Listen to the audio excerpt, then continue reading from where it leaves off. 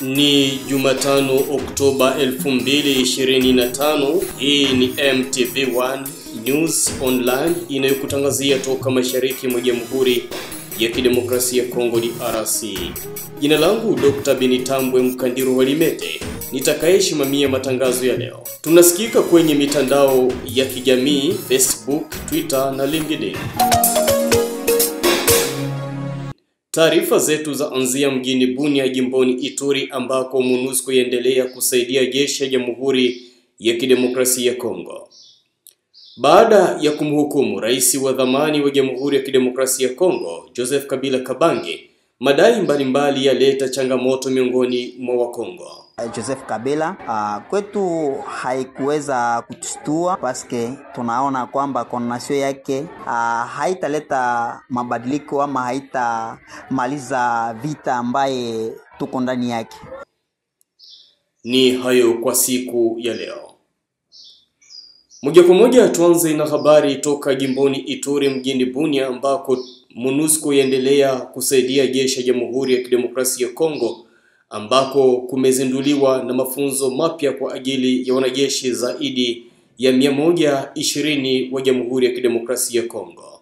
Mengi zaidi na Costa Sambagalwa toka mjini Bunia. Hapa mjini Bunia, MONUSCO imeanzisha kikao kipya cha mafunzo maalum kwa ajili ya wanajeshi 112 wa FARDC.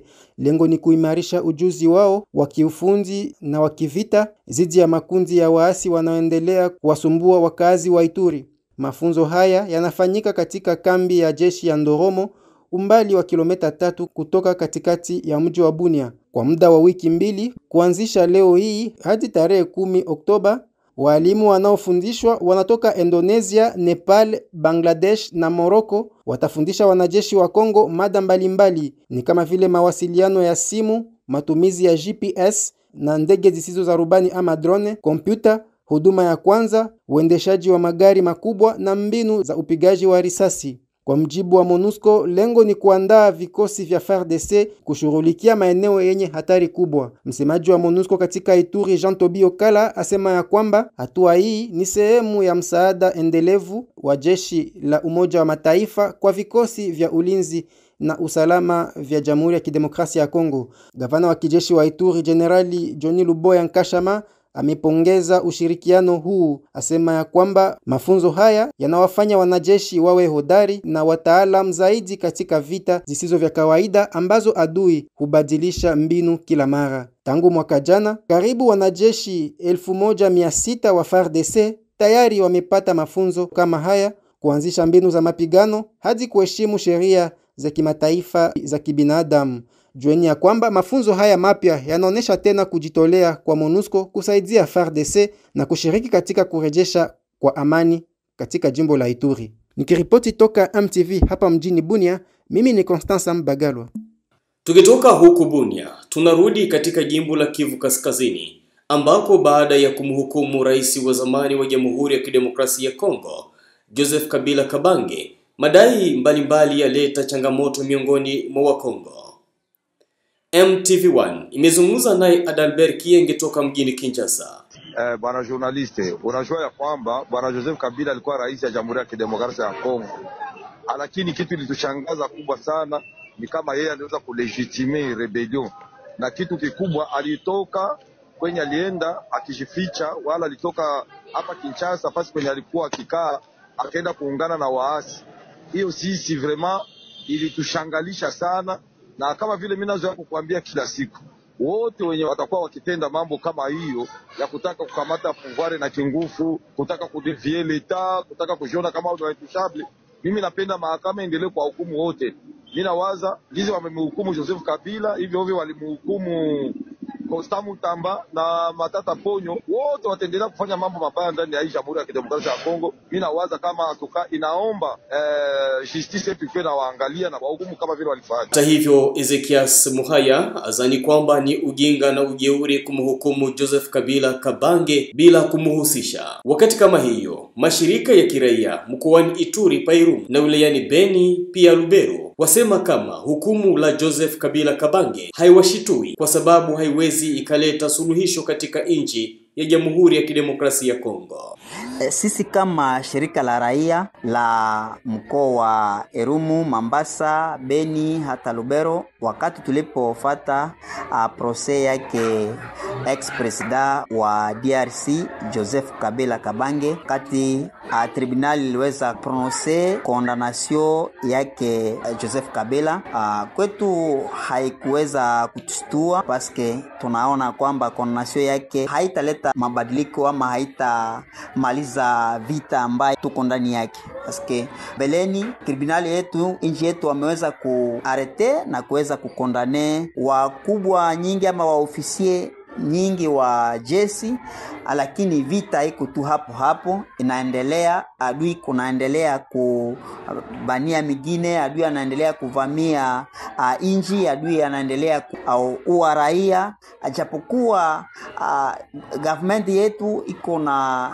jikonsentre kwa kuweza kuorganize maprocès juu ya condamnation ya wale wa ofisier na wakubwa fulani ambao wanaonekana kuwa wakomplisi ndani ya hiyo maneno ya vita. Lakini kwetu tunaona kwamba inakuwa saka kama iko non evenema, ina hailete mafanikio kamili juu wana kuwa indexe maneno ya vita, lakini vita iko naendelea japokuwa wiko naleta makondamnation kwa wale watu. Na ndio maana kwetu kama sisi shirika la raia tunakuwa ndani ya eneo ambaye ukosefu wa usalama unazidi sana. M23 inaendelea kusumbua na kuteka mingine. ADF nalo anaendelea kuvamia inchi, anaendelea kuwa watu ndani ya mkoa wa Mambasa, mkoa wa Irumu, Lubero, Beni.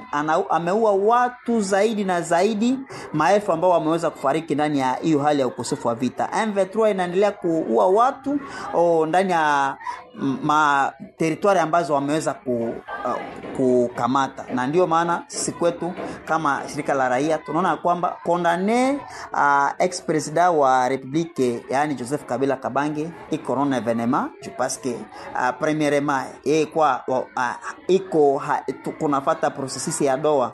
Ye kama mwenye baliindexe kuwa mkuu wa M23, yeye processus ya Doha iko na fatiliwa, lakini yeye haiko impliqué. Tunakuwa na maswali nyingi eske mtu ambaye waliindexe kusema anakuwa mkubwa wa rebellion ya M23 kama wanaweza faa dialogue bila yeye kumshirikisha, bila yeye kumuita. Na tunaona makonasio ya wale wa ofisier ya president Joseph Kabila inakuwa tu non evenement parce que haitaleta mafanikio kamili, ila government yetu waweze kukamata mekanisme na waweze kudetermine, waweze kupika adui porque usalama ionekane ndani ya maeneo ambazo adui ameweza kuvamia. Ila kufunga watu haitaleta solution. Kufunga watu wote wanaweza ishia ndani ya gereza, lakini kama hawatakamata vita kwa bidii ili wafweke adui na population ipate usalama, hata watafunga wanajeshi wote wanaleta wapya, hali tabaki tu hapo. Ila government yetu waweze kukamata decision ya kuweza kufuatilia adui, wampike na watu wapate usalama, itakuwa ya maana. Tuhitimishe matangazo yetu na habari toka Tanzania, ambako wananchi zaidi ya 200,000 wamepatiwa matibabu ya kibingwa na bingwa bobezi kote nchini Tanzania kupitia kambi ya madaktari bingwa. Toka Tanzania tunajiunga na Trifon Odas. Hayo yameelezwa na Grace Marki kutoka Wizara ya Afya, Idara ya Afya, Uzazi, Mama na Mtoto nchini Tanzania wakati wa mapokezi wa madaktari bingwa 48 kutoka hospitali mbalimbali nchini humo wakitoa huduma za matibabu ya kibingwa katika halmashauri zote 8 za mkoa wa Kigoma katika muda wa juma moja. Wananchi wote wa mkoa wa Kigoma wote ambao wenye changamoto za kiafya watakaojitokeza katika maeneo hayo watapata huduma za kiafya. Nichukue nafasi hii sasa kuwaomba wananchi wote wa mkoa wa Kigoma waweze kujitokeza kwa ajili ya kupokea huduma hizi za kibingwa na bingwa bobezi ambazo zimesogezwa karibu na wananchi kwa ajili ya kupunguza gharama ambazo wangeweza kazitumia kwenda mahali pengine popote kupata huduma hizi za kibingwa. Katibu utawala mkoa wa Kigoma Hassan Rugwa amesema hatua hiyo ni muhimu kizingatiwa kuwa bado kuna changamoto ya ukosefu wa huduma bobezi, hasa mikoa ya pembezoni ikiwa mkoa wa Kigoma ambao unapakana na nchi za Burundi, Kongo na Zambia. Ni changamoto kupata wataalamu wa field zote kama ambavyo inapaswa. Kwa hiyo uwepo wa zoezi hili unawasaidia sana wananchi wetu kufikiwa na huduma hizi ambazo kuzipata ni aghalabu sana. Kwa hiyo pia nitumie fursa hii kuendelea kumshukuru sana Mheshimiwa Rais wetu, lakini pia kuwashukuru sana ninyi binafsi kwa moyo wenu wa kujitoa wakati wote, kwani kwenye awamu zote ambazo mmekuwa mkija hapa kwenye utekelezaji zoezi hili mmefanya kazi kubwa sana.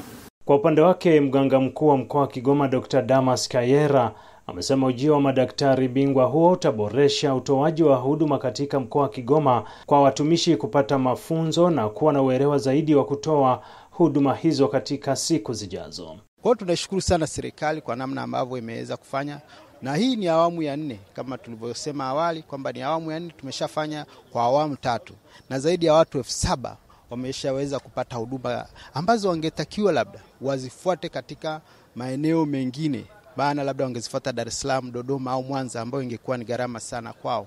Hapa tumefika takriban madaktari wasiopungua kada 6. Kuna daktari bingwa upasuaji, kuna daktari bingwa kina mama na uzazi, kuna daktari bingwa watoto, daktari bingwa usingizi na ganzi salama, daktari bingwa nafikiri wa kinywa na meno, pia kuna wauguzi bingwa pia wameweza kufika. Ni ripoti kutoka mjini Kigoma, magharibi mwa Tanzania. Mimi ni Tryphon Odas na hii ni MTV Online. Ni hayo kwa siku ya leo. Jina langu Dr. Binitambo Mkandiro Walimete, niliyeshimamia matangazo ya siku ya leo.